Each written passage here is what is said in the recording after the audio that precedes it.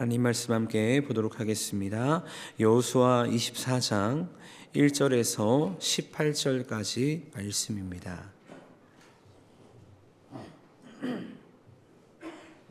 여호수아 24장 1절에서 18절까지 말씀 우리 한 목소리로 함께 봉독하겠습니다. 여호수아가 이스라엘 모든 지파를 세겜에 모으고 이스라엘 장로들과 그들의 수령들과 재판장들과 관리들을 부르매 그들이 하나님 앞에 나와 선지라.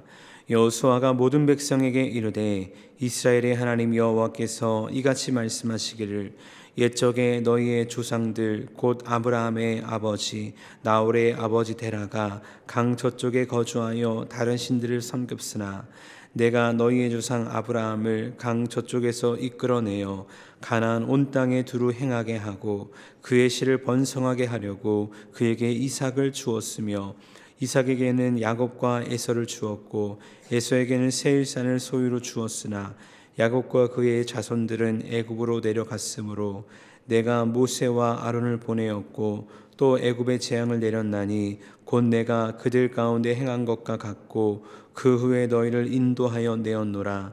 내가 너희의 조상들을 애굽에서 인도하여 내어 바다에 이르게 한즉 애굽 사람들이 병고와 마병을 거느리고 너희의 조상들을 홍해까지 쫓아오므로 너희의 조상들이 나 여호와께 부르짖기로 내가 너희와 애굽 사람들 사이에 흑암을 두고 바다를 이끌어 그들을 덮었나니 내가 애굽에서 행한 일을 너희의 눈이 보았으며 또 너희가 많은 날을 광야에서 거주하였느니라.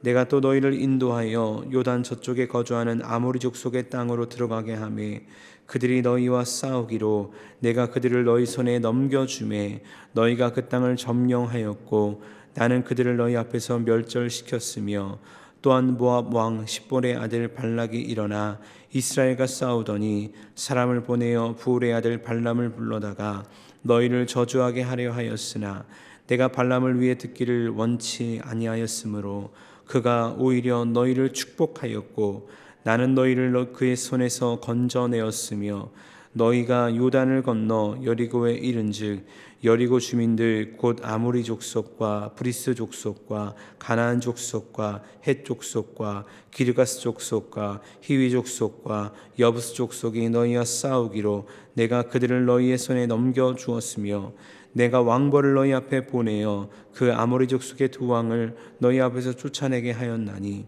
너희의 칼이나 너희의 활로서 이같이 한 것이 아니며 내가 또 너희가 수고하지 아니한 땅과 너희가 건설하지 아니한 성읍들을 너희에게 주었더니 너희가 그 가운데 거주하며 너희는 또 너희가 심지 아니한 포도원과 감람원의 열매를 먹는다 하셨느니라.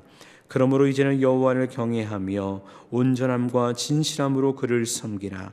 너희의 조상들이 강 저쪽과 애굽에서 섬기던 신들을 치워버리고 여호와만 섬기라. 만일 여호와를 섬기는 것이 너희에게 좋지 않게 보이거든 너희 조상들이 강 저쪽에서 섬기던 신들이든지 또는 너희가 거주하는 땅에 있는 아모리 족속의 신들이든지 너희가 섬길 자를 오늘 택하라. 오직 나와 내 집은 여호와를 섬기겠노라 하니 백성이 대답하여 이르되 우리가 결단코 여호와를 버리고 다른 신들을 섬기기를 하지 아니하오리니 이는 우리 하나님 여호와께서 친히 우리와 우리 조상들을 인도하여 애굽 땅 종되었던 집에서 올라오게 하시고 우리 목전에서 그 큰 이적들을 행하시고 우리가 행한 모든 길과 우리가 지나온 모든 백성들 중에서 우리를 보호하셨음이며 여호와께서 또 모든 백성들과 이 땅에 거주하던 아모리 족속을 우리 앞에서 쫓아내셨습니다. 그러므로 우리도 여호와를 섬기리니 그는 우리 하나님이심이니라 하니라. 아멘. 함께 말씀 살펴보도록 하겠습니다. 오늘과 내일 살펴볼 여호수아 24장은 여호수아의 마지막 고별 설교로 볼 수 있지만 이를 통해 여호수아가 하고자 했던 것이 있으니 그것은 하나님과 이스라엘 백성들의 언약을 재갱신하는 것이었습니다. 그래서 나이가 많고 기력이 쇠했던 여호수아였지만 그는 온 백성을 세겜으로 모이게 하는 것을 오늘 1절 말씀을 통해서 보게 됩니다. 1절에 이렇게 말씀합니다. 여호수아가 이스라엘 모든 지파를 세겜에 모으고 이스라엘 장 장로들과 그들의 수령들과 재판장들과 관리들을 부르매 그들이 하나님 앞에 나와 선지라. 세겜이라는 장소는 족장시대 이래로 중요한 종교적 의미를 지닌 장소였습니다. 세겜은 아브라함이 가나안 땅에서 처음으로 단을 쌓았던 장소이기도 하고, 야곱이 딥나 사건 이후에 고난을 당할 때에 다시 베델로 나아가서 우상을 파묻고 새롭게 헌신한 장소이기도 합니다. 그리고 여호수아 8장에 의하면 여호수아는 세겜에 있던 에발산에서 제단을 쌓고 율법책에 기록된 모든 말씀을 낭독하며 백성들에게 축복과 저주를 선포하기도 하였습니다. 결국 세겜은 이스라엘 백성들에게도 매우 의미 있는 장소였고, 그렇게 여호수아는 모든 지파들로 하여금 세겜으로 모여라 라고 말씀하고 있는 것입니다. 이뿐 아니라 어제 말씀을 통해 고별 설교를 들었던 이스라엘의 지도자들, 즉 이스라엘의 장로들과 수령들, 재판장들과 관리들을 불러놓아서 그들을 하나님 앞에 세웠다라고 성경은 말씀하고 있습니다. 이제 이스라엘의 지도자들과 백성들을 모은 여호수아는 먼저 이들에게 하나님이 어떤 분이셨는지를 역사적으로 회고하고 설명하고 있는데, 오늘 본문 2절에서 13절까지 말씀에 나타난 이 역사적인 회고는 아브라함의 이야기에서 시작하여서 가나안 땅 점령으로 끝나게 되는데, 이는 총 세 가지의 시대로 나눠 살펴볼 수 있을 것 같습니다. 첫 번째 시대는 족장 시대입니다. 2절부터 4절까지 등장하게 되는데요, 족장 시대에 대한 회고는 아브라함에게 초점을 맞추고 있습니다. 오늘 2절 말씀을 보니까 아브라함의 아버지 데라를 먼저 이야기하고 있는데, 그 데라는 우상 숭배자였다라는 것을 말하고 있죠. 근데 여러분, 사실 아브라함에게 있어서 아버지의 존재는 숨기고 싶은, 굳이 말하고 싶지 않은 그런 존재지 않았을까라고 생각하게 됩니다. 왜냐하면 데라는 하나님이 싫어하는 우상을 섬길 뿐 아니라 우상을 판매하는 자였다는 것을 우리는 알고 있기 때문입니다. 하지만 이렇게 데라에 대해 기록한 이유가 무엇일까요? 그 이유는 이것입니다. 하나님의 주권적인 은혜로 부름받을 수 없는 그 집안에서 태어났던 아브라함을 하나님이 친히 부르셨다는 것을 말씀하기 위함입니다. 이런 하나님의 주권적인 은혜가 아브라함에게 주어졌다는 것이죠. 하지만 이 하나님의 은혜와 무엇이 함께 만나니까 하나님의 역사가 폭발적으로 시작되는지 아십니까? 아브라함의 순종이 만나니까 하나님의 역사가 시작되는 것입니다. 우리가 잘 아는 창세기 12장 1절과 2절 말씀에 이런 말씀이 있죠. 여호와께서 아브라함에게 이르시되 너는 너의 고향과 친척과 아버지의 집을 떠나 내가 내게 보여줄 땅으로 가라. 내가 너로 큰 민족을 이루고 내게 복을 주어 내 이름을 창대하게 하리니 너는 복이 될지라. 아멘. 우리는 이 말씀을 많이 들어봤을 것입니다. 근데 이 말씀 가운데 아브라함의 위대함이 무엇입니까? 하나님이 환상 가운데 아브라함에게 가나안 땅을 보여주신 것이 아니라는 것입니다. 조금 전 읽었던 말씀에서 무엇을 말씀합니까? 내가 내게 보여줄 땅으로 가라 라고 말씀하신다는 겁니다. 이 말씀인즉 당장 눈에 보여진 것은 아무것도 없지만 너의 고향과 친척과 아버지의 집을 떠나서 내가 내게 보여줄 땅으로 가라라고 말씀하고 있다는 것이죠. 그런데 이에 대해서 창세기 12장 4절을 보면 아브라함은 여호와의 말씀을 따라갔다라고 성경은 아브라함의 믿음의 행위를 증언하고 있다는 것입니다. 여러분, 아브라함이 여호와의 말씀을 따라가니까 무슨 일이 일어납니까? 오늘 말씀 본문 3절 말씀 가운데 이렇게 말씀합니다. 내가 너희의 조상 아브라함을 강 저쪽에서 이끌어내어 가나안 온 땅에 두루 행하게 하고 그의 씨를 번성하게 하려고 그에게 이삭을 주었으며. 3절 말씀에서도 분명히 말씀합니다. 내가 이끌어내었다. 하나님의 전적인 은혜 가운데 이끌어내었다. 그리고 그의 씨를 번성하기 위해서 이삭을 주었다 라고 말씀하고 있습니다. 그의 아내였던 사라는 여자로서 아이를 낳을 수 없는 나이였지만 하나님은 그분의 기적으로 아브라함과 사라에게 약속의 아들을 이삭을 주셨다라고 말씀합니다. 그리고 이어진 4절 말씀을 통해 보면 아브라함에게 이루신 큰 민족의 약속을 이루기 위해서 야곱의 때에 야곱과 그의 가족들을 애굽으로 이주하게 하였다라고 말씀하시죠. 이제 5절에서 7절까지 말씀을 보면 두 번째 역사적 회고가 등장하는데, 두 번째 역사적 회고의 주제는 출애굽 시대였습니다. 하나님께서는 큰 민족으로 준비된 백성을 약속의 땅으로 이끌어가기 위해서 누구를 세우십니까? 5절 말씀 보니까 모세와 아론을 세웠다라고 말씀하시죠.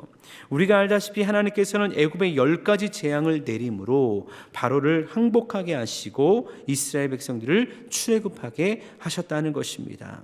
하지만 이스라엘 백성들이 출애굽을 허락했던 바로, 그는 자신의 강팍한 마음을 꺾지 않고 홍해 앞에 있던 백성들을 향해 군사들과 함께 돌진하게 되어집니다. 근데 바로 그때 하나님이 행하신 일이 무엇입니까? 오늘 본문 6절과 7절은 이렇게 말씀합니다. 내가 너희의 조상들을 애굽에서 인도하여 내어 바다에 이르게 한즉 애굽 사람들이 병거와 마병을 거느리고 너희의 조상들을 홍해까지 쫓아오므로 너희의 조상들이 나 여호와께 부르짖기로 내가 너희와 애굽 사람들 사이에 흑암을 두고 바다를 이끌어 그들을 덮었나니.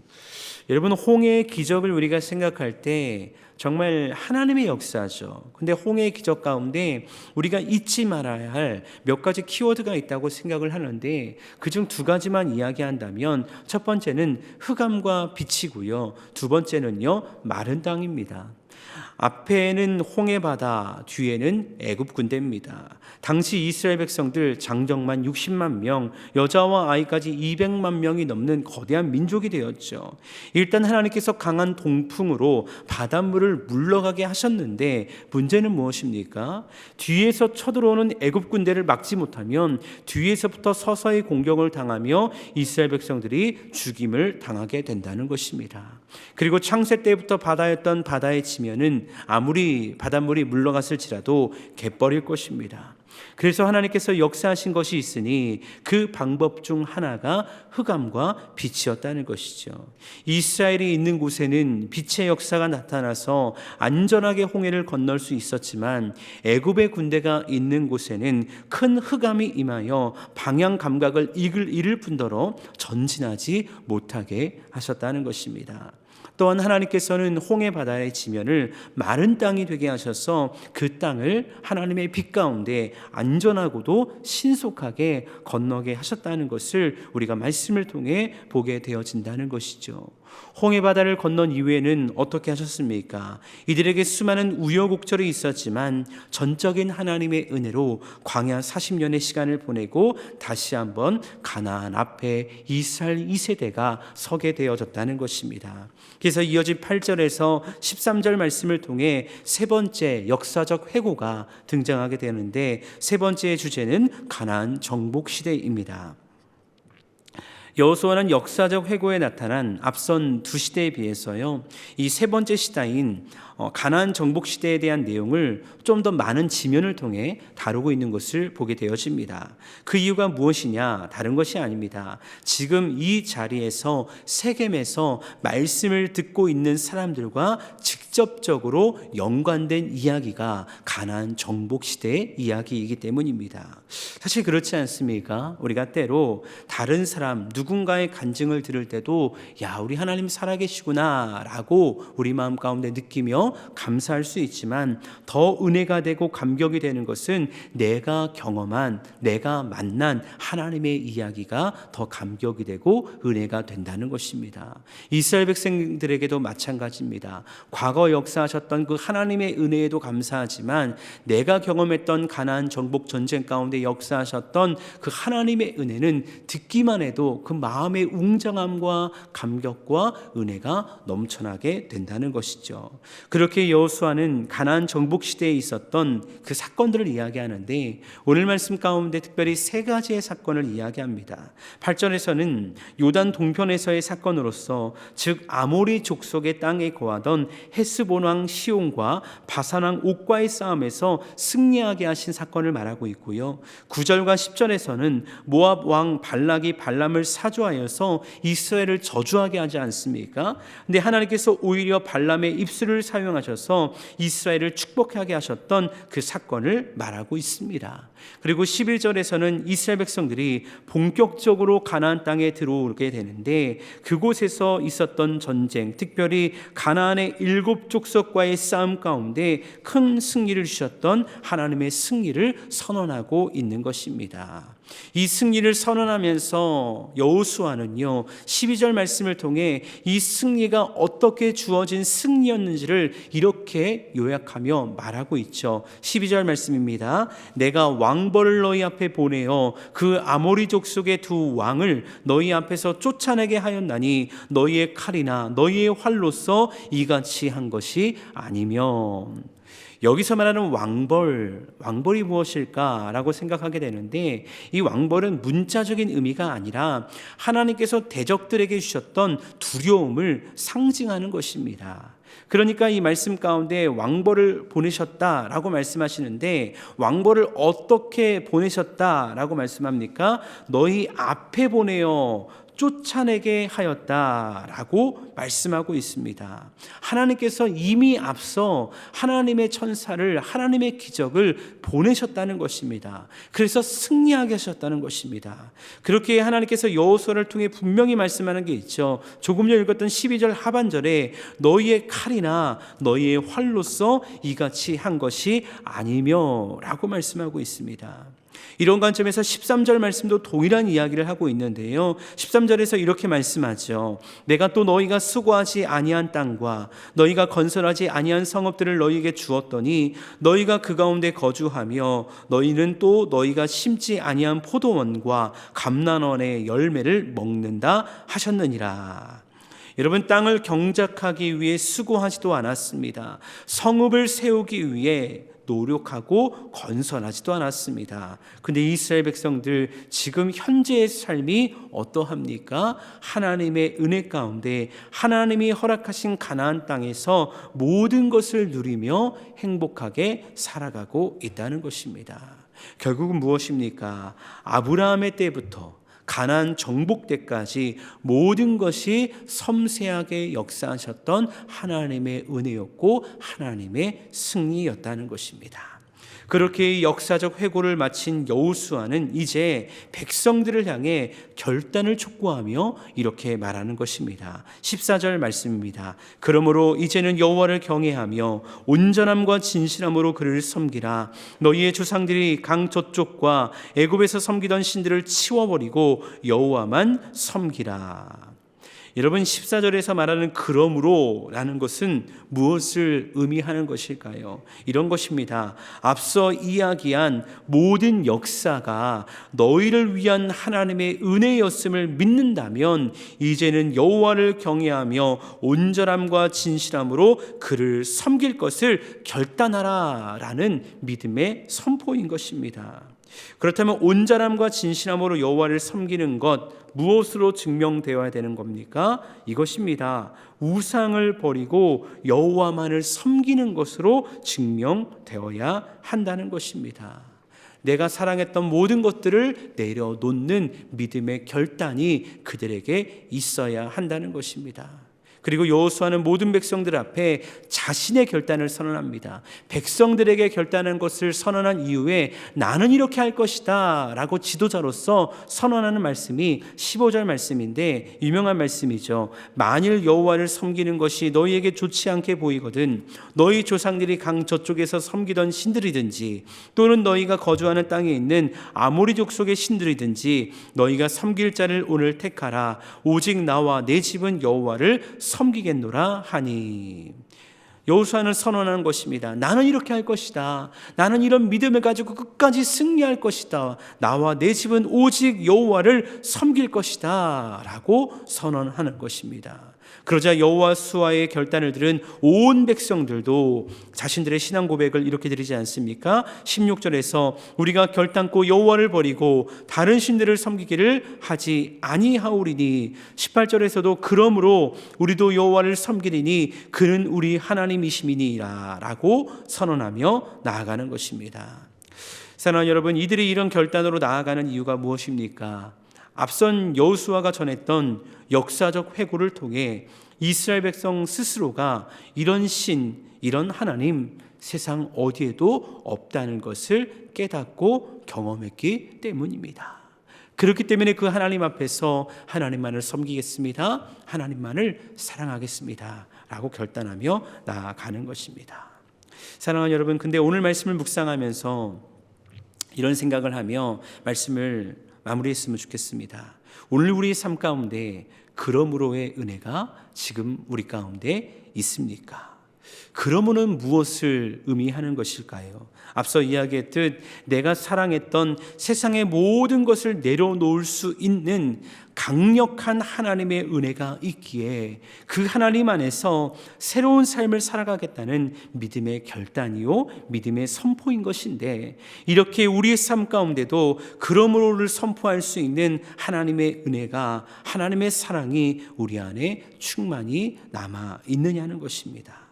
어찌 보면 우리는 그러므로 버리겠습니다, 그러므로 순종하겠습니다 라고 고백했던 때가 분명히 있었는데, 지금은 그 은혜가 힘해짐으로 말미암아 그런데 그래서 라고 하며 이 핑계 저 핑계하며 순종하지 않는 연약한 모습들이 우리 가운데 있지 않습니까? 사실 이스라엘 백성들이 그랬거든요. 여호수아 24장에선 그러므로 라고 말하며 내가 섬기겠습니다, 끝까지 사랑하겠습니다 라고 말했지만, 이 여호수아 시대가 지난 이후의 사건들을 보면 어떠합니까? 그런데요, 그래서요 라고 하면서 순종하지 않고 멸망의 길로 나아가는 이스라엘 백성들의 모습을, 그래서 포로로 끌려가게 되는 그 왕정시대의 모습을 우리는 말씀을 통해 보게 되어진다는 것입니다. 네, 사랑하는 여러분, 혹여나 우리 삶 가운데 그런 연약함과 그런 희미해지는 주의 은혜가 있다면 우리에게 베푸르셨던 하나님의 은혜를 다시 한번 상기하며 주 앞에 나아갈 수 있기를 주님의 이름으로 축복합니다. 하여 이스라엘 백성들이 여호수아와 함께 오직 여호와 하나님만을 섬길 것을 믿음으로 결단했듯이, 오늘도 우리가 주 앞에서 다시 한번 믿음의 자세를 분명히 하기를 결단하며 기도의 자리 가운데 하나님의 은혜를 감사하고 주님밖에 없습니다, 이 세상 어떤 곳에도 주님 같은 분이 없습니다 라고 고백하며 그 주님만을 섬길 것을 결단하며 삶의 자리로 돌아가 승리할 수 있는 저와 여러분 모두가 될 수 있기를 주님의 이름으로 축원합니다.